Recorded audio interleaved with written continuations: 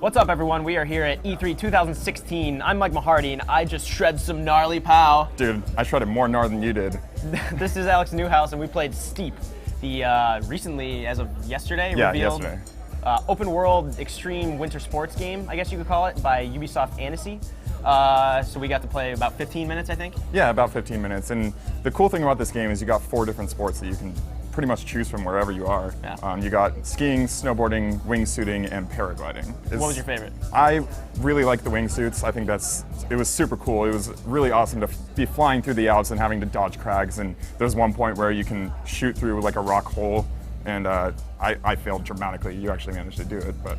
Yeah, so you have different spawn points. You go to this overworld map, and there are different like peaks you start on, or just like mountain villages, or like actual trick race courses.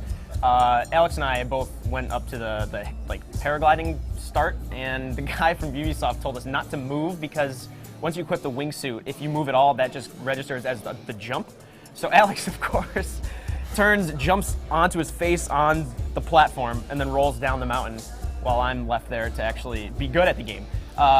Skiing was a little easier. Snowboarding felt weird. There's definitely a learning curve. It's kind of, for like an open world game based around exploration, it felt very much like it's a technical game. Right, and I think the biggest problem we both had with it was the controls. The controls are meant to be more simulation than arcade, so don't think SSX tricky. And so with snowboarding, the jumps are on the triggers, and you also have to tap the triggers to spin, so it was hard to get used to. Yeah, and you can go like with a first-person GoPro view just by tapping LB, which I didn't know until I was halfway through a jump, smashed my face. But also, yeah, it's, you know, like it's kind of, Eddie McCoo, our news editor, also saw it. He really liked it, but he was the one, he got used to the controls a little earlier on than we did. I think me and you were kind of more interested in the open world aspects because, you know, they have Forza Horizon 3, which is also announced at the show, and that's kind of the same lure of the open world, just exploring, like with driving in that case, in this case, just like flying down the slopes and everything.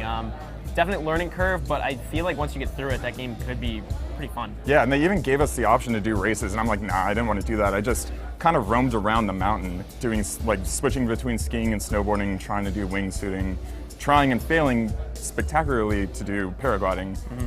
But I actually thought the first-person thing was super cool because it felt a little more like the controls made sense from that view. But yeah, I think it has a lot of promise. Yeah, so they were telling us that was just like a small part of the overall map. It was still pretty sizable, but you know, you could just roam around if you want to, which is the most appealing aspect to me and maybe you too. But anyway, so yeah, that was Steep. That releases December of this year from Ubisoft Annecy.